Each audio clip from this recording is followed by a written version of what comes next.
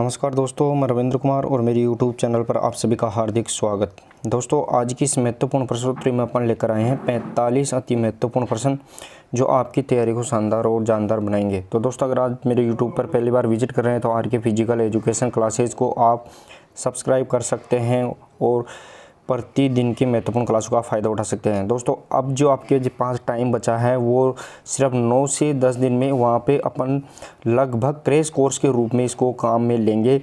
तो आप प्रतिदिन की क्लासों से जुड़कर आप आसानी से अभी भी बचे हुए दिनों में आप आसानी से अपनी तैयारी को बना सकते हैं। तो दोस्तों, आज की जो अपनी जो प्रश्न सीरीज़ रहेगी वो रहने वाली है सीरीज़ नंबर 54। और दोस्तों, आज की इस 45 क्वेश्चंस में से आप कितने इंपॉर्टेंट प्रश्नों का सही जवाब दे पाते हैं वो भी आपके लिए इंपॉर्टेंट रहेगा दोस्तों। तो बिना टाइम ख़राब किए आज की प्रश्नोत्तरी का पहला और इम्पोर्टेंट प्रश्न देखे दोस्तों, वो रहने वाला है अपना प्रश्न नंबर 1। देखे दोस्तों, यहाँ पे प्रश्न नंबर 1 रहेगा दोस्तों। यहाँ पे विंबलडन 2022 महिला एकल का खिताब किसने जीता। यहाँ पे दोस्तों ध्यान देने की बात रहेगी कि विंबलडन 2022 और उसमें भी दोस्तों यहाँ पे ध्यान रहेगा कि महिला एकल का खिताब किसने जीता है। तो दोस्तों, यहाँ पे विंबलडन 2022 महिला एकल से यानी सिंगल्स का खिताब किसने जीता है वो अपने को यहाँ पे टाइप करना है। तो चलिए दोस्तों, प्रश्न नंबर 1 और इसका सही आंसर रहने वाला है वो रहेगा दोस्तों यहाँ पे विंबलडन 2022 महिला सिंगल्स का खिताब है वो एलेना रिबाकिना के द्वारा जीता गया है। ये अपने को यहाँ पे ध्यान देने की बात रहेगी दोस्तों। अब दोस्तों, मैं यहाँ पे इसके फैक्ट के रूप में आपको बताऊँ तो इसके फैक्ट के रूप में अपने को यहाँ पे 2 फैक्ट और भी ध्यान रखना है। इसका उत्तर तो यहाँ पे एलेना रिबाकिना निकल के आ गया है, लेकिन ये कौन से देश की है तो यहाँ पे दोस्तों ये कजाकिस्तान की खिलाड़ी है सबसे पहले तो। फिर ये इसका पहला ग्रैंड स्लैम खिताब भी रहेगा दोस्तों। तो एलेना रिबाकिना का ये पहला ग्रैंड स्लैम खिताब है, ये अपने को यहाँ पे ध्यान देने की बात रहेगी दोस्तों। अब इसमें जो विंबलडन 2022 है ये साल का तीसरा टूर्नामेंट होता है। सबसे पहले ऑस्ट्रेलियन, फिर फ्रेंच और इसके बाद विंबलडन आता है। और दोस्तों, ये सबसे पुरानी प्रतियोगिता ग्रैंड स्लैम में सबसे पुरानी प्रतियोगिता 1877 के अंदर इसकी स्टार्ट हुआ था। तो ये भी अपने को ध्यान रखना है। नेक्स्ट और अगला प्रश्न नंबर 2 देखिए दोस्तों। और दोस्तों, आज की प्रश्नोत्तरी अगर आपको पसंद आती है तो ज़रूर वीडियो को भी आप शेयर करते रहे। प्रश्न नंबर 2 रहेगा अपना अगला, बर्मिंघम में आयोजित वर्ल्ड गेम्स 2022 तीरंदाजी खेल के इतिहास में पदक जीतने वाले पहले भारतीय कौन बने। ये अपने को यहाँ पे बताना है दोस्तों कि बर्मिंघम में आयोजित वर्ल्ड गेम्स 2022 में तीरंदाजी यानी आर्चरी के इतिहास में कांस्य पदक जीतने वाले पहले भारतीय कौन बने हैं, ये अपने को यहाँ पे टाइप करना है दोस्तों। रजत चौहान, राफेल नडाल, अभिषेक वर्मा और ज्योति सूर्यका या फिर मीनाक्षी वर्मा। तो चलिए दोस्तों, प्रश्न नंबर 2 और इसका सही आंसर रहने वाला है वो रहेगा दोस्तों यहाँ पे बर्मिंघम में आयोजित वर्ल्ड गेम 2022 में अभिषेक वर्मा और ज्योति सूर्यका के द्वारा कांस्य पदक जीता गया है। अब इसके अलावा दोस्तों यहाँ पे और देखें तो अपने को पता रहेगा यहाँ पे इसका आंसर तो निकल के आ गया अभिषेक वर्मा और ज्योति सूर्यका। लेकिन अभिषेक वर्मा कंपाउंड तीरंदाजी में सभी स्तरों में पदक जीतने वाले एकमात्र भारतीय, ये भी अपने को यहाँ पे ध्यान देना है। नेक्स्ट और अगला प्रश्न रहेगा दोस्तों यहाँ पे प्रश्न नंबर 3। प्रश्न नंबर 3 देखिए दोस्तों। प्रश्न नंबर 3 अपन 2 ग्रुप में यहाँ पे दिखाया गया है, वो अपने को यहाँ पे ध्यान देने की बात रहेगी दोस्तों यहाँ पे कि पेरिस ओलंपिक 2024 में पहली बार इंडिया हाउस स्थापित करने हेतु भारतीय ओलंपिक संघ IOA के साथ किसके द्वारा भागीदारी की गई है, ये अपने को यहाँ पे बताना है दोस्तों। यहाँ पे आपको बताना है कि पेरिस ओलंपिक 2024 में होगा, जो कौन सा ओलंपिक होगा वो 33वां ओलंपिक भी होगा, ये अपने को ये भी ध्यान रखना है। लेकिन इसमें जो इंडिया हाउस बनाया जाएगा इसे तो भारतीय ओलंपिक IOA जिसकी स्थापना कब हुई थी, उसकी स्थापना 1927 में हुई थी। इसके द्वारा कौन से ग्रुप के साथ या किसके साथ भागीदारी करके इंडिया हाउस बनाया जाएगा। तो प्रश्न नंबर 3 और इसका सही आंसर रहेगा दोस्तों यहाँ पे रिलायंस इंडस्ट्रीज़ के द्वारा ऐसा किया गया है। नेक्स्ट और अगला प्रश्न रहेगा दोस्तों वो रहने वाला है अपना प्रश्न नंबर 4। देखिए दोस्तों, प्रश्न नंबर 4 रहेगा अपना इटालियन ग्राफी खिताब 2022 किसने जीता। यहाँ पे ध्यान देने की बात रहेगी दोस्तों, इटालियन ग्राफी खिताब 2022 किसने जीता है, ये अपने को यहाँ पे बताना है दोस्तों। तो इटालियन ग्राफी खिताब 2022 अल्काराज, कार्लोस, मैक्स वेस्टरपन या ली मिनेस, इनमें से कौन है, ये अपने को यहाँ पे टाइप करना है। तो चलिए दोस्तों, प्रश्न नंबर 4 और इसका सही आंसर रहने वाला है वो रहेगा दोस्तों, इटालियन ग्राफी 2022 का खिताब मैक्स वेस्टरपन के द्वारा जीता गया है।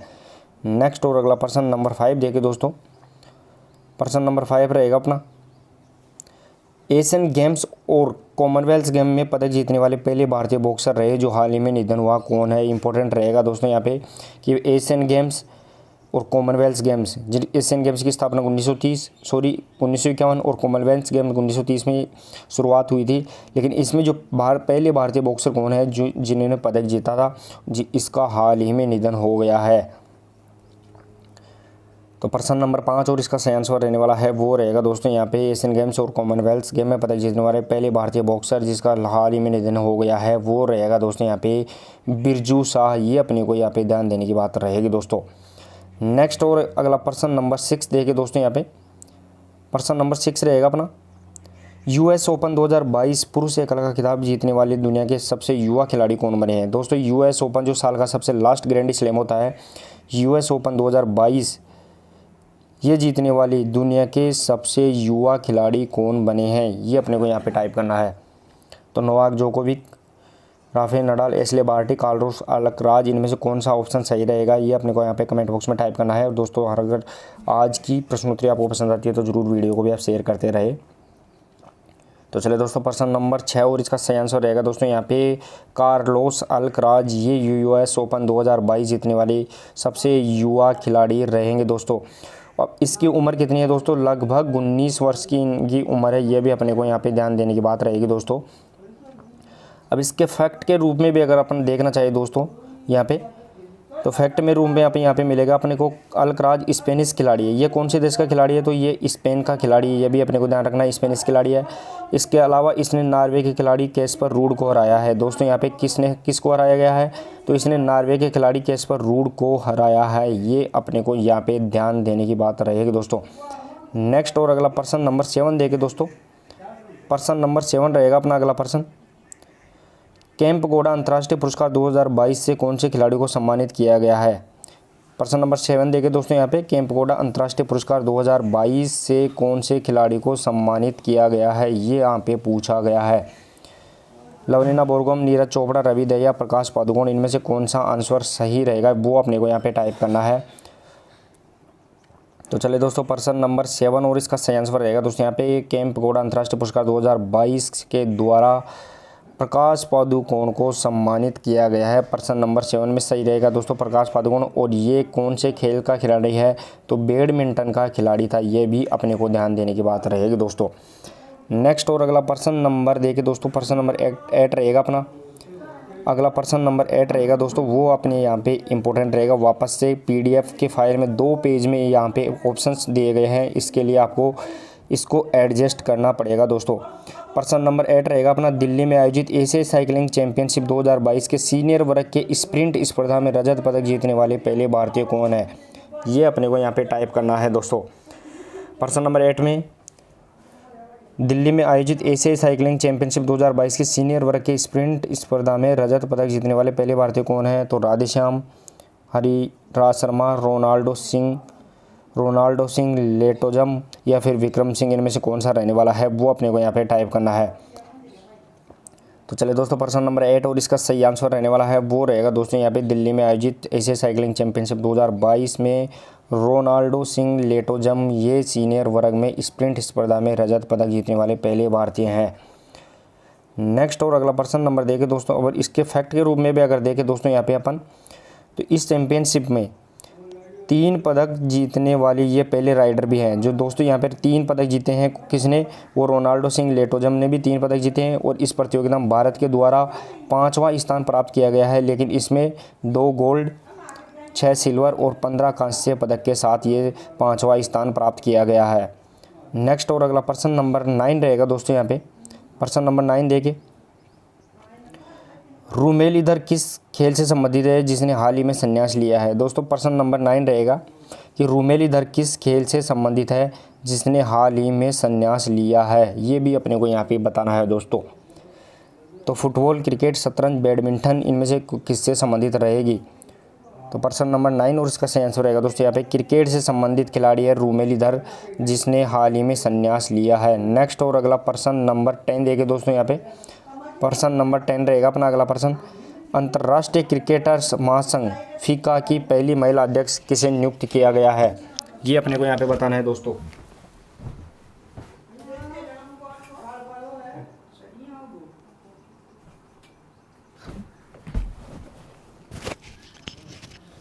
पर्सन नंबर 10 देखिए दोस्तों यहाँ पे अंतर्राष्ट्रीय क्रिकेटर्स महासंघ फीफा की पहली महिला अध्यक्ष किसे नियुक्त किया गया है, ये अपने को यहाँ पे बताना है। RN भास्कर, रमाबाई, लिसा स्टालेकर या फिर मिताली राज। तो चलिए दोस्तों पर्सन नंबर 10 और इसका सही आंसर रहने वाला है वो रहेगा अंतर्राष्ट्रीय क्रिकेटर्स महासंघ फीफा की पहली महिला अध्यक्ष वो लिसा स्टालेकर को नियुक्त किया गया है, ये अपने को यहाँ पे ध्यान रहेगा। और इसके फैक्ट के रूप में देखें दोस्तों यहाँ पे तो लिसा स्टालेकर ये ऑस्ट्रेलिया की खिलाड़ी है, ये भी अपने को यहाँ पे ध्यान देने की बात रहेगी दोस्तों। नेक्स्ट और अगला पर्सन रहेगा पर्सन नंबर 11 देखे दोस्तों यहाँ पे पर्सन नंबर 11 रहेगा अपना 21 जून 2022 को कौन सा योग दिवस मनाया गया। दोस्तों यहाँ पे 21 जून 2022 यहाँ पे एक पर्सन के अंदर 2 पर्सन आप पे छुपे हुए मिलेंगे दोस्तों कि 21 जून 2022 को कौन सा योग दिवस। सबसे पहले योग दिवस कब मनाया जाता है तो 21 जून को, ये भी अपने को यहाँ पे ध्यान देने की बात रहेगी दोस्तों। लेकिन यहाँ पे 21 जून 2022 को कौन सा योग दिवस मनाया गया है तो इसका सही आंसर रहेगा दोस्तों यहाँ पे पर्सन नंबर 11 का 8वां योग दिवस मनाया गया। यानी सबसे पहले योग दिवस कब मनाया गया वो 2015 में पहला योग दिवस मनाया गया था दोस्तों। अब इसके फैक्ट के रूप में अगर देखें दोस्तों यहाँ पे पर्सन नंबर 11 में तो यहाँ पे फैक्ट के रूप में अपने को यहाँ पे देखने को मिलेगा दोस्तों, वो मिलेगा कि योग दिवस 2022 की थीम क्या थी तो वो मानवता के लिए योग, ये रहेगा यहाँ पे इंपॉर्टेंट बात। योग में प्रोत्साहन देने के लिए प्रधानमंत्री पुरस्कार 2021 व्यक्तिगत श्रेणी में राष्ट्रीय स्तर पर तो किसे दिया गया है वो भिक्खु संघ सेना को दिया गया है जो लद्दाख के हैं। और अंतर्राष्ट्रीय स्तर पर किसे दिया गया है तो वो मार्कस विनिफियस रोजो को दिए गए हैं जो ब्राज़ील के रहेंगे दोस्तों यहाँ पे। नेक्स्ट और अगला पर्सन रहेगा दोस्तों वो रहने वाला है अपना अगला पर्सन नंबर 12 देखिए दोस्तों यहाँ पे पर्सन नंबर 12 रहेगा मेक्सिको में आयोजित IWF विश्व युवा चैंपियनशिप 2022 में 55 किलो भार वर्ग में किस भारतीय भारोत्तोलन ने गोल्ड मेडल जीता है। दोस्तों यहाँ पे मेक्सिको में आयोजित इंटरनेशनल वर्ल्ड फेडरेशन विश्व युवा चैंपियनशिप 2022 में 55 किलो भार वर्ग में किस भारतीय भारोत्तोलन ने गोल्ड मेडल जीता है। अब दोस्तों यहाँ पे जेरेमी लाल रेणुका, मीराबाई चानू, गुरु नायडू सेनापति या फिर उपरोक्त में से कोई नहीं। तो चलिए दोस्तों पर्सन नंबर 12 और इसका सही आंसर रहेगा दोस्तों गुरु नायडू सेनापति के द्वारा मेक्सिको में आयोजित इंटरनेशनल वेट लिफ्टिंग फेडरेशन युवा विश्व चैंपियनशिप 2022 में 55 किलो भार वर्ग में गोल्ड मेडल जीता गया है। अब देखिए दोस्तों यहाँ पे फैक्ट के रूप में अगर देखें तो इसमें फैक्ट निकल के आएगा कि इसने कुल 203 किलोग्राम वजन उठाकर गोल्ड मेडल जीता है, ये भी यहाँ पे ध्यान देने की बात रहेगी दोस्तों। नेक्स्ट और अगला पर्सन नंबर 13 देखिए दोस्तों पर्सन नंबर 13 रहेगा अपना अगला पर्सन।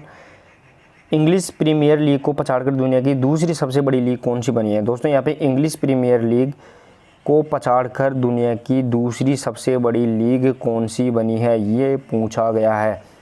तो दोस्तों CPL, MPL, IPL, EPL इनमें से कौन सी रहेगी दोस्तों, ये अपने को यहाँ पे टाइप करना है। तो चलिए दोस्तों पर्सन नंबर 13 और इसका सही आंसर रहेगा दोस्तों इंग्लिश प्रीमियर लीग को पछाड़कर दुनिया की दूसरी सबसे बड़ी लीग IPL बनी है दोस्तों, ये अपने को यहाँ पे ध्यान देने की बात रहेगी दोस्तों। अब फर्स्ट एक नंबर पे कौन सी है, यहाँ पे IPL दूसरे नंबर पे बनी है, लेकिन पहले नंबर पे कौन सी लीग है ये पूछा गया है। तो पहले दुनिया की सबसे बड़ी लीग वो NFL है जिसको अपन नेशनल फुटबॉल लीग के नाम से जानते हैं अमेरिका की, यह नंबर 1 पे रहेगी। और दूसरी सबसे बड़ी वो IPL रहेगी और तीसरी इंग्लिश प्रीमियर लीग रहेगी दोस्तों, ये भी अपने को यहाँ पे ध्यान देने की बात रहेगी। नेक्स्ट और अगला पर्सन नंबर 14 देखिए दोस्तों पर्सन नंबर 14 रहेगा अगला पर्सन अपना। T20 क्रिकेट में विकेट लेने वाले पहले भारतीय कप्तान कौन बने हैं। दोस्तों T20 क्रिकेट में विकेट लेने वाले पहले भारतीय कप्तान कौन बने हैं ये पूछा गया है। तो रोहित शर्मा, महेंद्र सिंह धोनी, विराट कोहली, हार्दिक पांड्या, इनमें से कौन सा रहेगा आंसर, ये अपने को यहाँ पे टाइप करना है। तो चलिए दोस्तों प्रश्न नंबर 14 और इसका सही आंसर रहेगा दोस्तों यहाँ पे हार्दिक पांड्या ये T20 क्रिकेट में विकेट लेने वाले पहले भारतीय कप्तान रहेंगे। नेक्स्ट और अगला प्रश्न नंबर रहेगा 15 दोस्तों। प्रश्न नंबर 15 देखिए दोस्तों अगला प्रश्न नंबर 15 रहेगा हाल ही में सेरेना विलियम्स ने संन्यास की घोषणा की है, वह किस खेल से संबंधित है। दोस्तों यहाँ पे हाल ही में सेरेना विलियम्स है, इसने संन्यास की घोषणा की है, ये किस खेल से संबंधित खिलाड़ी रहेगी दोस्तों, ये पूछा गया है। तो दोस्तों यहाँ पे किस खेल से संबंधित खिलाड़ी रहेगी ये पूछा गया है, ये अपने को यहाँ पे बताना है। और इसमें दोस्तों माफ़ी चाहता हूँ 3 ही लगभग ऑप्शंस यहाँ पे टाइप हो पाए हैं। तो यहाँ पे शतरंज, टेनिस या फिर हॉकी। तो चलिए दोस्तों प्रश्न नंबर 15 और इसका सही आंसर रहेगा दोस्तों टेनिस की खिलाड़ी है, ये अपने को यहाँ पे ध्यान देने की बात रहेगी। और इसके फैक्ट के रूप में भी अगर देखिए अपन यहाँ पे दोस्तों, तो इसके फैक्ट के रूप में यहाँ पे निकल के आ रहा है, वो मैं आपको बताऊँ कि फैक्ट के रूप में यहाँ पे क्या निकल के आया है कि ये अमेरिका की खिलाड़ी है। सबसे पहले तो अमेरिका की टेनिस की खिलाड़ी है सेरेना विलियम्स, और इसने 4 ग्रैंड स्लैम जीतने वाली दुनिया की 5वीं महिला भी रहेगी। और सिडनी ओलंपिक 2000 में इसने गोल्ड मेडल टेनिस के अंदर जीता था, ये भी आपके लिए इम्पोर्टेंट रहेगा दोस्तों। नेक्स्ट और अगला प्रश्न रहेगा अपना प्रश्न नंबर 16 देखिए दोस्तों। प्रश्न नंबर 16 रहेगा अपना अगला प्रश्न, किस राज्य के वर्तमान खेल मंत्री मनोज तिवारी रणजी ट्रॉफी 2022 में शतक लगाने वाले पहले खेल मंत्री बने हैं। दोस्तों यहाँ पे पहले खेल मंत्री बने हैं, ये अपने को यहाँ पे ध्यान देने की बात रहेगी। किस राज्य के वर्तमान खेल मंत्री, ये वर्तमान खेल मंत्री है मनोज तिवारी, ये रणजी ट्रॉफी 2022 में शतक लगाने वाले पहले खेल मंत्री बन गए हैं। तो महाराष्ट्र, दिल्ली, गुजरात या पश्चिम बंगाल। तो चलिए दोस्तों प्रश्न नंबर 16 और इसका सही आंसर रहने वाला है वो रहेगा दोस्तों यहाँ पे पश्चिम बंगाल के वर्तमान खेल मंत्री मनोज तिवारी रणजी ट्रॉफी 2022 में शतक लगाने वाले पहले खेल मंत्री बने हैं। नेक्स्ट और अगला प्रश्न रहेगा दोस्तों यहाँ पे प्रश्न नंबर 17। प्रश्न नंबर 17 देखिए दोस्तों। प्रश्न नंबर 17 रहेगा अपना 15वां पुरुष T20 एशिया कप 2022 का आयोजन कहाँ हुआ। दोस्तों 15 यहाँ पे प्रश्न के अंदर ही छपा है, संस्करण कौन सा है, 15वां पुरुष T20 एशिया कप 2022 का आयोजन कौन से देश में हुआ है, ये अपने को यहाँ पे बताना है। तो चेन्नई, मुंबई, संयुक्त अरब अमीरात या फिर सिडनी। तो चलिए दोस्तों प्रश्न नंबर 17 और इसका सही आंसर रहने वाला है वो रहेगा दोस्तों यहाँ पे 15वां पुरुष T20 एशिया कप 2022 का आयोजन वो संयुक्त अरब अमीरात यानी यूएई के अंदर इसका आयोजन हुआ है, ये भी अपने को ध्यान देना है। और इसके फैक्ट के रूप में अगर देखें दोस्तों यहाँ पे, तो फैक्ट के रूप में यहाँ पे निकल के आ रहा है कि इसमें विजेता कौन रहा है, तो वो विजेता रहने वाला रहेगा श्रीलंका, उप विजेता वो पाकिस्तान। और एशिया कप में सर्वाधिक बार विजेता कौन सा रहा है, तो सर्वाधिक बार विजेता भारत, वो 7 बार इसका विजेता है। और इस बार को टोटल एशिया कप में कितनी टीमें थी, तो वो 6 टीम थी। उनमें कौन कौन सी टीमें, तो भारत, पाकिस्तान, श्रीलंका, अफगानिस्तान, बांग्लादेश और हांगकांग रहेंगी दोस्तों। नेक्स्ट और अगला प्रश्न नंबर 18 देखे दोस्तों यहाँ पे। प्रश्न नंबर 18 रहेगा पुरुष T20 एशिया कप 2023 के 16वें संस्करण, यहाँ पे 16वें संस्करण का आयोजन कौन से देश में किया जाएगा। यहाँ पे दोस्तों ध्यान देने की बात है कि 2023 के अंदर एशिया कप T20 पुरुष का संस्करण 16वें संस्करण का आयोजन कौन से देश में होगा, तो श्रीलंका, भारत, पाकिस्तान, अफगानिस्तान, इनमें से कौन से देश में होगा। तो चलिए दोस्तों प्रश्न नंबर 18 और इसका सही आंसर रहने वाला है वो रहेगा दोस्तों यहाँ पे 16वें संस्करण का आयोजन पाकिस्तान में होगा। और 15वें संस्करण का आयोजन वो मैंने बता दिया यूएई के अंदर हुआ है, जिसकी विजेता श्रीलंका है, ये भी अपने को यहाँ पे ध्यान देने की बात रहेगी दोस्तों। नेक्स्ट और अगला प्रश्न नंबर 19। प्रश्न नंबर 19 देखें दोस्तों। प्रश्न नंबर 19 रहेगा, लेकिन ये दोस्तों 2 फाइलों में है, ये भी प्रश्न आपको 2 ऑप्शंस नीचे मिलेंगे इसके। प्रश्न नंबर 19 देखें दोस्तों यहाँ पे कि हिल बोन किसे कहते हैं। हिल बोन किसे कहते हैं, हिल बोन दोस्तों, हिल बोन किसे कहते हैं। हिल यानी एडी होती है, और एडी की बोन यानी हड्डी किसे कहते हैं, तो टार्सल, मेटाटार्सल या फिर क्लेविकल या फिर कैल्केनियम, इनमें से कौन सी है जिसे हिल बोन के नाम से जाना जाता है। तो चलिए दोस्तों प्रश्न नंबर 19 और इसका सही आंसर रहेगा दोस्तों यहाँ पे कैल्केनियम हड्डी को हिल बोन के नाम से जानते हैं। और दोस्तों शरीर का सबसे मजबूत टेंडन टेंडोकैल्केनियम, ये पिंडली की गैस्ट्रोनियमस मांसपेशी को एडी की कैल्केनियस हड्डी से जोड़ता है, ये भी अपने को यहाँ पे ध्यान देने की बात रहेगी दोस्तों। तो कैल्केनियस ये किसकी हड्डी है, तो इसे हिल बोन के नाम से भी जानते हैं। नेक्स्ट और अगला प्रश्न नंबर रहेगा दोस्तों प्रश्न नंबर 20। प्रश्न नंबर 20 देखिए दोस्तों, प्रश्न नंबर 20, फ्लेंजिज में कितनी अस्थियां होती है। दोस्तों फ्लेंजिज में कितनी अस्थियां या हड्डियां होती है ये पूछा गया है। अब दोस्तों आपको पता होना चाहिए कि फ्लेंजिज होता क्या है। सबसे पहले तो मैं आपको बताऊं तो चाहे हाथ हो या फिर पैर, दोनों में ही ये भी अपने को ध्यान रखना है दोस्तों यहाँ पे कि हाथ हो या पैर दोनों की अंगुलियाँ होती है वो फ्लेंजिज कहलाती है। अब फ्लेंजिज में कितनी अस्थियाँ होती है तो प्रत्येक अंगुली के अंदर 3 हड्डियाँ होती है। तो प्रत्येक अंगुली का मतलब 4 अंगुलियाँ और एक अंगूठे के अंदर 2 हड्डियाँ होती है। ये भी अपने को ध्यान रखना है। तो प्रत्येक अंगुली में 3 अस्थियाँ तो 4 अंगुलियों में 12 और एक अंगूठे में 2 तो 2 ये, तो इस प्रकार टोटल 14 हड्डियाँ होती है। तो दोनों फ्लेंजिज में मिला के कितनी हो गई तो इसका सही आंसर रहेगा दोस्तों 28 हड्डियाँ होती है। नेक्स्ट और अगला प्रश्न नंबर 21 देखे दोस्तों, यहाँ पे प्रश्न नंबर 21 रहेगा अपना। प्रश्न नंबर 21 देखे दोस्तों, न्यूक्लियस या केंद्र के अध्ययन को क्या कहते हैं। ये पूछा गया है कि न्यूक्लियस या केंद्र के अध्ययन को क्या कहा जाता है। तो दोस्तों यहाँ पे ऑस्टियोलॉजी, ऑर्थोलॉजी, कार्डियोलॉजी या कैरियोलॉजी, कौन सा आंसर सही रहेगा दोस्तों। और दोस्तों जल्द ही अगर आपको प्रश्नोत्तरी पसंद आती है तो आप ज़रूर वीडियो को भी आप शेयर करते रहे। चलिए दोस्तों प्रश्न नंबर 21 और इसका सही आंसर रहने वाला है वो रहेगा दोस्तों यहाँ पे न्यूक्लियस या केंद्र के अध्ययन को कैरियोलॉजी कहा जाता है। ये अपने को ध्यान रखना है। नेक्स्ट और अगला प्रश्न नंबर 22 देखे दोस्तों, यहाँ पे प्रश्न नंबर 22 रहेगा अपना अगला प्रश्न, शरीर में बॉल एंड सॉकेट जॉइंट कहाँ पाया जाता है। दोस्तों यहाँ पे शरीर के अंदर बॉल एंड सॉकेट जॉइंट, जोड़ आपको पता है कि जोड़ 3 प्रकार के चल और अर्धचल जॉइंट होते हैं। उनमें से भी जो चल जॉइंट होते हैं उनके भाग है कि बॉल एंड सॉकेट जॉइंट ये कहाँ पाया जाता है। तो कलाई में, कंधे में, कूल्हे में, बी और सी दोनों में, इनमें से कौन सा आंसर रहेगा प्रश्न नंबर 22 का वो अपने को यहाँ पे कमेंट बॉक्स में टाइप करना है। तो चलिए दोस्तों प्रश्न नंबर 22 और इसका सही आंसर रहेगा दोस्तों यहाँ पे कंधे और कूल्हे यानी बी और सी दोनों में पाया जाता है। नेक्स्ट और अगला प्रश्न रहेगा दोस्तों वो रहने वाला है प्रश्न नंबर 23 देखिए दोस्तों यहाँ पे, सूचर्स जोड़ शरीर में कहाँ पाया जाता है। दोस्तों सूचर्स जोड़ शरीर में कहाँ पाया जाता है ये अपने को यहाँ पे बताना है। सूचर्स जोड़ शरीर में कहाँ पाया जाता है, जोड़ कौन सा है दोस्तों सूचर्स। अब इसको मैं शॉर्ट में अगर आपको थोड़ा बहुत और इसको मैं नॉर्मल बताऊं तो सूचर्स जोड़ जिसे अपन क्या बोलते हैं उसे अपन अचल जोड़ के नाम से जानते हैं, अचल जोड़। तो सूचर्स जोड़ शरीर में कहाँ पाया जाता है, पैर में, छाती में, गर्दन में, खोपड़ी में। तो इसका सही आंसर रहेगा दोस्तों यहाँ पे खोपड़ी में पाया जाता है। नेक्स्ट और अगला प्रश्न नंबर 24 देखिए दोस्तों, प्रश्न नंबर 24 रहेगा अपना अगला प्रश्न,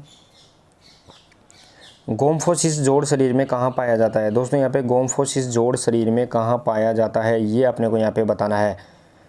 तो दोस्तों पसलियों में, घुटने में, दंत कोडर में या फिर रीढ़ की हड्डी में। प्रश्न नंबर 24 और इसका सही आंसर रहेगा दोस्तों वो रहने वाला है गोम्फोसिस जोड़, ये शरीर में दंत कोटर में पाया जाता है। अब दंत कोटर क्या होता है दोस्तों, तो अपनी जबाड़ी होती है, इसमें जो मसूड़े होते हैं इन मसूड़े में दांत जो फिक्स होते हैं उसे अपन दंत कोटर के नाम से जानते हैं। तो मसूड़े के अंदर जो दांत फिट रहते हैं उसे ही अपन गोम्फोसिस जोड़ के नाम से जानते हैं दोस्तों। नेक्स्ट और अगला प्रश्न नंबर 25 देखिए दोस्तों यहाँ पे, प्रश्न नंबर 25 भी अपन 2 स्लाइड्स के अंदर आया है दोस्तों, इसको भी अपने को यहाँ पे ध्यान देने की बात रहेगी।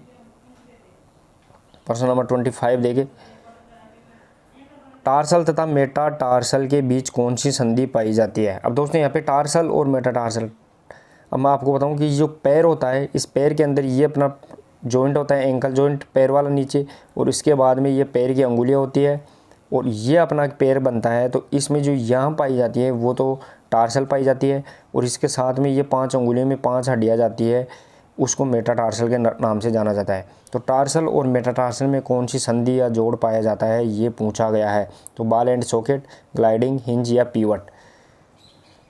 तो चलिए दोस्तों प्रश्न नंबर 25 और इसका सही आंसर रहेगा दोस्तों वो रहने वाला है बॉल एंड टार्सल तथा मेटाटार्सल के बीच जो जॉइंट पाया जाता है वो रहेगा दोस्तों यहाँ पे ग्लाइडिंग जॉइंट, जिसे अपन सनसर्फी जॉइंट के नाम से भी जानते हैं, फिसलने वाले जॉइंट के नाम से भी जानते हैं दोस्तों। नेक्स्ट और अगला प्रश्न नंबर 26 देखिए दोस्तों, प्रश्न नंबर 26 रहेगा अगला प्रश्न अपना, मेटाटार्सल तथा फ्लेंजिज के बीच कौन सी संधि पाई जाती है। दोस्तों यहाँ पे अब पूछा गया है कि मेटाटार्सल और फ्लेंजिज अंगुलियाँ होती है, उनके बीच कौन सी संधि या जोड़ पाया जाता है, ये पूछा गया है। तो ग्लाइडिंग, बॉल एंड सॉकेट, कॉन्डिलाइड या फिर कब्जेदार। अब दोस्तों यहाँ पे आपको मैं बताऊँ तो ये पैर होता है अपना पैर, इस पैर के अंदर जो ये अंगुलियाँ होती है, इन अंगुलियों में और ये जो मेटाटार्सल का भाग होता है, इनके बीच में जो कौन सी संधि पाई जाती है, ये पूछा गया है। तो चलिए दोस्तों प्रश्न नंबर 26 और इसका सही आंसर रहेगा दोस्तों वो रहने वाला है कॉन्डिलॉइड जॉइंट। ये मेटाटार्सल और फ्लेंजिज के बीच में पाई जाने वाला जोड़ रहेगा दोस्तों। नेक्स्ट और अगला प्रश्न नंबर 27 देंगे दोस्तों। प्रश्न नंबर 27 रहेगा अगला प्रश्न, शरीर की सबसे बड़ी एवं मोटी तंत्रिका कौन सी है। शरीर की सबसे बड़ी और मोटी, यहाँ पे ध्यान देने की बात रहेगी दोस्तों, सबसे बड़ी और मोटी तंत्रिका कौन सी है वो अपने को यहाँ पे बताना है। तो केंद्रीय तंत्रिका तंत्र, न्यूरॉन तंत्रिका, सियाटिक तंत्रिका या फिर उपरोक्त सभी। तो चलिए दोस्तों प्रश्न नंबर 27 और इसका सही आंसर रहने वाला है वो रहेगा दोस्तों यहाँ पे शरीर की सबसे बड़ी और मोटी तंत्रिका वो सियाटिक तंत्रिका होती है दोस्तों, और सबसे लंबी तंत्रिका वो केंद्रीय तंत्रिका तंत्र होता है, ये भी अपने को ध्यान रखना है दोस्तों। नेक्स्ट और अगला प्रश्न नंबर रहेगा दोस्तों वो रहने वाला है प्रश्न नंबर 28 देखिए दोस्तों। प्रश्न नंबर 28 रहेगा अपना अगला प्रश्न, ब्लड थिनर प्रोटीन जिसे हिपेरिन कहते हैं का निर्माण किसके द्वारा किया जाता है। दोस्तों यहाँ पे ब्लड थिनर प्रोटीन जिसे हिपेरिन भी नाम से जानते हैं, इसका निर्माण किसके द्वारा किया जाता है। अब दोस्तों यहाँ पे हिपेरिन होता है, ये क्या करता है तो दोस्तों मैं बताऊँ, जो रक्त होता है इस रक्त को ये तरल बनाए रखता है। दोस्तों यहाँ पे रक्त को तरल बनाने का काम कौन करता है तो हिपेरिन प्रोटीन ही करता है। तो इस हिपेरिन प्रोटीन का निर्माण किसके द्वारा किया जाता है, ये आपने को यहाँ पे टाइप करना है। तो चलिए दोस्तों प्रश्न नंबर 28 और इसका सही आंसर रहने वाला है वो रहेगा दोस्तों यहाँ पे यकृत के द्वारा हिपेरिन प्रोटीन का निर्माण किया जाता है। अब दोस्तों यहाँ पे मैं बताऊँ कि यकृत ये शरीर की सबसे बड़ी ग्रंथि भी होती है, जिसका वजन लगभग 1.5 किलोग्राम के आसपास होता है। चलिए दोस्तों नेक्स्ट और अगला प्रश्न नंबर 29 रहेगा अपना। प्रश्न नंबर 29 देखिए दोस्तों, हार्मोन्स कितने प्रकार के होते हैं। दोस्तों यहाँ पे हार्मोन्स होते हैं वो कितने प्रकार के होते हैं, ये पूछा गया है। अब दोस्तों हार्मोन्स क्या होते हैं तो ग्रंथियाँ होती है वो 2 प्रकार के एंजाइम्स 2 प्रकार के रस छोड़ती है। एक हार्मोन होता है और दूसरा एंजाइम होता है। जो अंदर ब्लड में छोड़ती है वो हार्मोन, और जो बाहर छोड़ती है शरीर के वो एंजाइम के नाम से जानते हैं दोस्तों यहाँ पे। तो हार्मोन शरीर में कितने प्रकार के होते हैं वो अपने को यहाँ पे बताना है, 8, 4, 2, 3। तो इसका सही आंसर रहेगा दोस्तों यहाँ पे 2 प्रकार के हार्मोन्स होते हैं, और वो कौन से होते हैं दोस्तों यहाँ पे, एक स्टेरॉयड हार्मोन और दूसरा प्रोटीन के नाम से जाना जाता है। नेक्स्ट और अगला प्रश्न नंबर 30 देखिए दोस्तों। प्रश्न नंबर 30 अपनी 2 स्लाइड इसके अंदर आया है दोस्तों, इसको भी आपको मैनेज करना पड़ेगा। प्रश्न नंबर 30 रहेगा अपना अगला प्रश्न, कैल्शियम तथा फास्फोरस के वितरण एवं चयापचय को कौन सी ग्रंथि नियंत्रित करती है। दोस्तों यहाँ पे पूछा गया है कि कैल्शियम तथा फास्फोरस के वितरण एवं चयापचय को कौन सी ग्रंथि नियंत्रित करती है। तो इसमें थायराइड, पैराथायराइड, अग्नाशय या एड्रिनल ग्रंथि। शरीर में दोस्तों जो कैल्शियम होता है, इस कैल्शियम और फास्फोरस के जो नियंत्रित कौन सी ग्रंथि करती है, ये अपने को यहाँ पे पूछा गया है। और इम्पोर्टेंट प्रश्न भी रहेगा दोस्तों, पूछा गया प्रश्न है कि कैल्शियम को शरीर के द्वारा कौन सी ग्रंथि के द्वारा नियंत्रित किया जाता है। तो इसका सही आंसर रहने वाला है वो रहेगा दोस्तों प्रश्न नंबर 30 का, पैराथायराइड ग्रंथि के द्वारा कैल्शियम और फास्फोरस का चयापचय और नियंत्रित किया जाता है। दोस्तों पैराथायराइड ग्रंथि कहाँ होती है तो थायराइड ग्रंथि के ऊपर संख्या में 4 होती है जो H आकार की होती है, ये भी अपने को ध्यान रखना है। और इसके द्वारा कौन सा हार्मोन निकाला जाता है तो वो पैराथार्मोन के नाम से हार्मोन निकाला जाता है। नेक्स्ट और अगला प्रश्न नंबर 31 देखे दोस्तों, यहाँ पे प्रश्न नंबर 31 रहेगा अपना अगला प्रश्न, कौन सी ग्रंथि उम्र के साथ साथ घटती जाती है और समाप्त हो जाती है। दोस्तों यहाँ पे कौन सी ग्रंथि है जो उम्र के साथ साथ घटती जाती है, जैसे उम्र बढ़ेगी वो घटती जाएगी और लास्ट में समाप्त हो जाएगी, ये पूछा गया है। तो दोस्तों यहाँ पे पीयूष ग्रंथि, पीनियल, थाइमस या फिर थायराइड ग्रंथि। तो चलिए दोस्तों प्रश्न नंबर 31 और इसका सही आंसर रहने वाला है वो रहेगा दोस्तों यहाँ पे उम्र के साथ साथ घटने वाली और लास्ट में समाप्त होने वाली ग्रंथि होती है, उसे अपन पीनियल ग्रंथि के नाम से जानते हैं दोस्तों, वो रहेगा अपनी पीनियल ग्रंथि। नेक्स्ट और अगला प्रश्न नंबर रहेगा वो रहने वाला है दोस्तों प्रश्न नंबर 32। प्रश्न नंबर 32 देखिए दोस्तों यहाँ पे, त्वचा का रंग कौन से वर्णक के द्वारा निर्धारित होता है। दोस्तों त्वचा का रंग होता है, जैसे काला होता है, सफ़ेद होता है, तो ये कौन से वर्णक के द्वारा या पिगमेंट के द्वारा निर्धारित किया जाता है, ये अपने को यहाँ पे बताना है। तो मेलानिन, एंथ्रोलिन, जेंथ्रोलिन या फिर उपरोक्त सभी। तो दोस्तों त्वचा का रंग होता है ब्लैक, वाइट और इसके अलावा तो ये कौन से वर्णक या पिगमेंट के द्वारा निर्धारित किया जाता है, तो इसका सही आंसर रहेगा दोस्तों वो मेलानिन पिगमेंट के द्वारा ही निर्धारित किया जाता है। अगर मेलानिन पिगमेंट ज़्यादा है तो वो ब्लैक रहेगा, और मेलानिन पिगमेंट कम है तो वो वाइट या सफ़ेद त्वचा रहेगी दोस्तों, ये भी अपने को ध्यान रखना है। नेक्स्ट और अगला प्रश्न रहेगा वो रहने वाला प्रश्न नंबर 33 देखे दोस्तों। प्रश्न नंबर 33, किडनी या वृक्क को रक्त की आपूर्ति करने वाली धमनी कौन सी होती है। दोस्तों किडनी या रक्त वृक्क, जिसे अपन वृक्क भी बोलते हैं किडनी, इसको रक्त की आपूर्ति, इसको सप्लाई करने वाली धमनी कौन सी होती है, ये पूछा गया है। तो कोरोनरी धमनी, कोरोनरी साइनस, रीनल धमनी या हीपेटिक धमनी।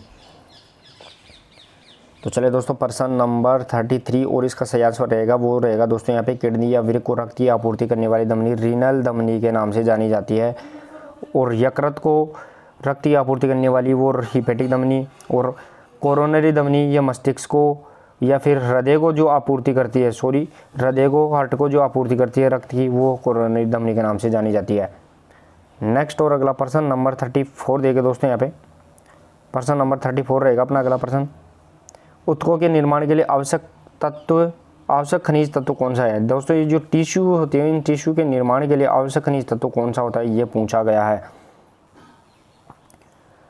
तो चले दोस्तों ऊतकों के निर्माण के लिए आवश्यक खनिज तत्व पोटेशियम, मैग्नीशियम, सल्फर या फास्फोरस, इनमें से कौन सा तत्व सबसे इम्पोर्टेंट होता है, ये पूछा गया है। प्रश्न नंबर 34 और इसका सही आंसर रहने वाला है वो रहेगा दोस्तों यहाँ पे सल्फर सबसे इम्पोर्टेंट होता है टिश्यूज के निर्माण के लिए दोस्तों, ये भी अपने को ध्यान रखना है। इसके साथ साथ में दोस्तों यहाँ पे पोटेशियम, मैग्नीशियम और फास्फोरस भी इम्पोर्टेंट होते हैं, लेकिन सबसे ज़्यादा महत्वपूर्ण वो सल्फर होता है ऊतकों के निर्माण के लिए। नेक्स्ट और अगला प्रश्न नंबर 35 देखे दोस्तों। प्रश्न नंबर 35 रहेगा अपना अगला प्रश्न, सूक्ष्म खनिज लवण या ट्रेस एलिमेंट्स किसे कहा जाता है। दोस्तों यहाँ पे सूक्ष्म खनिज लवण या फिर ट्रेस एलिमेंट्स किसे कहा जाता है, ये पूछा गया है। इंपॉर्टेंट प्रश्न रहेगा दोस्तों, आयोडीन, कॉपर, पोटेशियम या फिर उपरोक्त सभी। तो दोस्तों जितने भी शरीर में खनिज लवण होते हैं, मैं आपको बताऊं खनिज लवण जितने भी होते हैं, potassium, iodine, copper, potassium, phosphorus, iron, लोहा, तांबा या फिर सल्फर, जितने भी होते हैं ये सभी सूक्ष्म खनिज लवण या ट्रेस एलिमेंट्स के नाम से जाने जाते हैं। सही आंसर रहेगा दोस्तों उपरोक्त सभी। नेक्स्ट और अगला प्रश्न नंबर 36 देखिए दोस्तों। प्रश्न नंबर 36 डेफिनेशन रहेगी दोस्तों, ये भी आपको इंपॉर्टेंट डेफिनेशन रहेगी। डेफिनेशन देखिए दोस्तों यहाँ पे कि पोषण उन प्रक्रियाओं का योग है जिनके द्वारा व्यक्ति अपने अंगों की वृद्धि, शरीर की क्रियाशीलता और अंगों के पुनर्निर्माण के लिए आवश्यक पदार्थों को ग्रहण करता है। यह परिभाषा किसने दी है। इंपॉर्टेंट परिभाषा रहेगी दोस्तों पोषण या न्यूट्रिएंट्स के मामले में कि पोषण उन प्रक्रियाओं का योग है जिसके द्वारा व्यक्ति अपने अंगों की वृद्धि, शरीर की क्रियाशीलता और अंगों के पुनर्निर्माण के लिए आवश्यक पदार्थों को ग्रहण करता है, उसे अपन पोषण या न्यूट्रिएंट्स के नाम से जानते हैं। यह परिभाषा किसने दी है। तो चले दोस्तों प्रश्न नंबर 36 और इसका सही आंसर रहने वाला है वो रहेगा दोस्तों यहाँ पे D.F. टर्नर के द्वारा ये परिभाषा दी गई है। नेक्स्ट और अगला प्रश्न नंबर 37 देखिए दोस्तों यहाँ पे। प्रश्न नंबर 37 रहेगा अगला प्रश्न, आमाशय के शुद्धिकरण के लिए कौन सी क्रिया की जाती है। दोस्तों यहाँ पे आमाशय के शुद्धिकरण, आमाशय मतलब पेट, इसके शुद्धिकरण के लिए कौन सी क्रिया की जाती है, ये अपने को यहाँ पे बताना है। तो नेति, धोती, कपालभाति या बस्ती। दोस्तों योग से रिलेटेड प्रश्न है कि प्रश्न नंबर 37 आमाशय के शुद्धिकरण के लिए कौन सी क्रिया की जाती है, तो इसका सही आंसर रहने वाला है वो रहेगा दोस्तों यहाँ पे प्रश्न नंबर 37 का धोती क्रिया। ये आमाशय के शुद्धिकरण से संबंधित क्रिया है। और दोस्तों क्रिया कितने, शुद्धिकरण क्रिया कितनी होती है, तो वो 6 होती है, जिसे अपन षटक्रम के नाम से जानते हैं। ये भी अपने को ध्यान रखना है। नेक्स्ट और अगला प्रश्न नंबर 38 देखिए दोस्तों यहाँ पे। प्रश्न नंबर 38 रहेगा अगला प्रश्न, बड़ी आंत जिसे गुद्दा द्वार के नाम से भी जानते हैं, बड़ी आंत या गुद्दा द्वार की शुद्धिकरण के लिए कौन सी क्रिया की जाती है, ये अपने को यहाँ पे बताना है दोस्तों। तो यहाँ पे धोती, नेति, नोली, बस्ती, इनमें से कौन सी क्रिया रहेगी दोस्तों, वो बड़ी आंत या गुद्दा द्वार की शुद्धिकरण से संबंधित क्रिया, ये पूछा गया है। तो प्रश्न नंबर 38 और इसका सही आंसर रहेगा दोस्तों यहाँ पे बस्ती क्रिया के द्वारा बड़ी आंत या गुद्दा द्वार की सफाई की जाती है। नेक्स्ट और अगला प्रश्न नंबर 39 देखिए दोस्तों। प्रश्न नंबर 39 रहेगा उदर या पेट के अंगों की मालिश के लिए कौन सी क्रिया की जाती है। दोस्तों यहाँ पे उदर जिसे पेट के नाम से जानते हैं, इसके अंगों की मालिश के लिए कौन सी क्रिया की जाती है। तो बस्ती, नोली, कपालभाति या फिर त्राटक। तो चलिए दोस्तों प्रश्न नंबर 39 योग से रिलेटेड इंपॉर्टेंट प्रश्न है दोस्तों ये, और इसका सही आंसर रहने वाला है वो रहेगा दोस्तों यहाँ पे उदर या पेट की क्रिया के लिए नोली क्रिया की जाती है। अब दोस्तों पेट के अंदर जो मांसपेशी होती है एब्डोमिनल, रेक्टस एब्डोमिनल, मीडियल और वास्टस मीडियल्स के नाम से, एब्डोमिनल के नाम से, मसल्स के नाम जिसे अपन सिक्स पैक के नाम से भी जानते हैं दोस्तों, इनकी जो मसल्स के मालिश की जाती है इन अंगों की, वो नोली क्रिया के द्वारा, जिसमें एक बार मांसपेशी को दाएं बाएं गोल गोल घुमाया जाता है। ये अपने को यहाँ पे ध्यान देने की बात रहेगी दोस्तों। नेक्स्ट और अगला प्रश्न नंबर 40 देखिए दोस्तों। प्रश्न नंबर 40 रहेगा उच्च जागरूकता तथा नेत्रों की ज्योति बढ़ाने के लिए कौन सी क्रिया की जाती है। दोस्तों यहाँ पे उच्च जागरूकता यानी कॉन्सेंट्रेशन, एक केंद्रीकरण या ध्यान की एकाग्रता के लिए और ज्योति बढ़ाने के लिए कौन सी क्रिया की जाती है, ये अपने को यहाँ पे बताना है। तो 2, 3, कपालभाति, त्राटक, नोली, इनमें से कौन सी क्रिया है जो उच्च जागरूकता, कॉन्सेंट्रेशन और नेत्र यानी आंखों की ज्योति बढ़ाने के लिए की जाती है। प्रश्न नंबर 40 और इसका सही आंसर रहेगा दोस्तों वो रहने वाला है दोस्तों यहाँ पे त्राटक क्रिया की जाती है। ये अपने को यहाँ पे ध्यान देने की बात रहेगी दोस्तों। अब त्राटक में दोस्तों होता क्या है, तो जो साधक होता है, जो योग करता है, वो यहाँ पे बैठ जाता है और कुछ दूरी के ऊपर वो दीपक को जलाकर रखता है और दीपक को जलाता है उसको वो लगातार यहाँ पे देखता रहता है और उस दीपक के आगे दीवार पर कुछ दूरी पर जाके यहाँ पे कुछ एक पॉइंट होता है, उस पॉइंट को वो देखता है लगातार। तो दीपक से ऊपर से वो पॉइंट को देखेगा तो वो एक एकाग्रता की स्थिति रहेगी दोस्तों यहाँ पे। नेक्स्ट और अगला प्रश्न नंबर 41 देखे दोस्तों। यहाँ पे 41 2 स्लाइड्स के अंदर यहाँ पे पूछा गया प्रश्न, इसको भी आपको एडजस्ट करना पड़ेगा दोस्तों। प्रश्न नंबर 41 रहेगा अपना कौन से प्राणायाम में श्वास नली को धोखनी की तरह बनाया जाता है। यहाँ पे दोस्तों कौन सा प्राणायाम है जिसमें श्वास नली यानी विंड पाइप को धोखनी की तरह बनाया जाता है, धोखनी की तरह यानी कठोर बना लिया जाता है। तो वो कौन सा रहेगा दोस्तों यहाँ पे भ्रामरी प्राणायाम, भस्त्रिका प्राणायाम, उज्जयी या फिर उपरोक्त सभी। इंपॉर्टेंट प्रश्न है दोस्तों, पूछा गया प्रश्न है कि श्वास नली को धोखनी की तरह कौन से प्राणायाम में बनाया जाता है। तो प्रश्न नंबर 41 और इसका सही आंसर रहेगा दोस्तों यहाँ पे भस्त्रिका प्राणायाम में बनाया जाता है। ये अपने को यहाँ पे ध्यान देने की बात रहेगी दोस्तों। नेक्स्ट और अगला प्रश्न नंबर 42 देखे दोस्तों। अगला प्रश्न रहेगा अपना 42 ध्यान क्रिया के लिए उत्कृष्ट आसन कौन सा है। दोस्तों ध्यान की या मेडिटेशन के लिए सबसे उत्कृष्ट आसन कौन सा है, ये पूछा गया है। एकाग्रता के लिए या ध्यान के लिए, मेडिटेशन के लिए कौन सा आसन सबसे इंपॉर्टेंट रहेगा। तो पद्मासन, सुखासन, सुखासन, वज्रासन। प्रश्न नंबर 42 और इसका सही आंसर रहेगा दोस्तों ध्यान की क्रिया के लिए सबसे उत्कृष्ट आसन होता है वो सुखासन होता है दोस्तों। यहाँ पे सुखपूर्वक बैठना, ये फिर ध्यान लगाना, वो सबसे इंपॉर्टेंट आसन रहेगा दोस्तों। नेक्स्ट और अगला प्रश्न नंबर 43 देंगे दोस्तों। प्रश्न नंबर 43 रहेगा अपना अगला प्रश्न मधुमेह या डायबिटीज के निदान के लिए यानी उपचार के लिए, मधुमेह या डायबिटीज के निदान या उपचार के लिए कौन सा आसन इंपॉर्टेंट या उपयोगी रहता है, ये अपने को यहाँ पे बताना है दोस्तों। तो हलासन, सर्वांगासन, मतंड्रासन या फिर मयूरासन। प्रश्न नंबर 43 मधुमेह या डायबिटीज के लिए कौन सा आसन उपयोगी होता है। तो इसका सही आंसर रहने वाला है वो रहेगा दोस्तों यहाँ पे मत्स्येंद्रासन, यानी मछली के समान जो आसन किया जाता है वो मत्स्येंद्रासन कहलाता है। ये डायबिटीज या मधुमेह में काम आने वाला उपयोगी आसन होता है। नेक्स्ट और आज की प्रश्नोत्तरी का सेकंड लास्ट प्रश्न देखें दोस्तों। प्रश्न नंबर 44 रहेगा अपना अगला प्रश्न माइग्रेन के उपचार के लिए कौन सा आसन उपयोगी होता है। दोस्तों यहाँ पे माइग्रेन के उपचार के लिए कौन सा उपयोगी होता है ये पूछा गया है। माइग्रेन के लिए उपचार के लिए उपयोगी होता है, कौन सा उपयोगी होता है इनमें माइग्रेन के लिए। तो बस भ्रामरी प्राणायाम, भस्त्रिका, सूर्यवेदी या अनुलोम विलोम प्राणायाम। और दोस्तों आज की प्रश्नोत्तरी अगर पसंद आती है तो जरूर वीडियो को भी आप शेयर करते रहे। बचे हुए दिनों में क्रैश कोर्स के आधार पर अगर इंपॉर्टेंट प्रश्नोत्तरी से आप जुड़ना चाहते हैं तो डेली आप सुबह शाम को 6-10 पर आप जरूर जुड़े और अपनी तैयारी को आप आसानी से मजबूत करके अपना कॉन्फिडेंस लेवल भी आप बिल्टअप कर सकते हैं। प्रश्न नंबर 44 और इसका सही आंसर रहेगा दोस्तों यहाँ पे माइग्रेन के उपचार हेतु उपयोगी होता है वो रहने वाला है दोस्तों यहाँ पे भ्रामरी प्राणायाम माइग्रेन के उपचार के लिए उपयोगी प्राणायाम होता है। आज की प्रश्नोत्तरी का लास्ट और इम्पोर्टेंट प्रश्न रहेगा दोस्तों, वो रहने वाला है अपना प्रश्न नंबर 45। देखिए दोस्तों, जल नीति के बाद कौन सी क्रिया करना आवश्यक है। दोस्तों यहाँ पे जल नीति के बाद कौन सी क्रिया करना आवश्यक है ये पूछा गया है।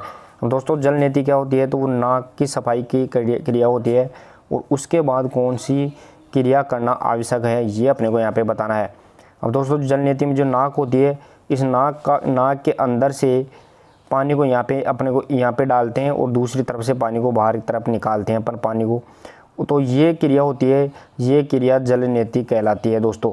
लेकिन इसके बाद इसको करने के बाद कौन सी क्रिया की जाती है, तो इसका सही आंसर रहेगा दोस्तों, वो रहने वाला है प्रश्न नंबर 45 का कपालभाति इसके बाद अनिवार्यतः करना ही चाहिए।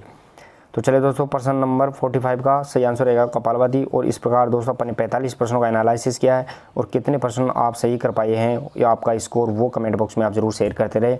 मिलते हैं दोस्तों कल एक नेक्स्ट और इंपॉर्टेंट प्रश्न उत्तर के साथ, तब तक के लिए धन्यवाद। Thank you so much.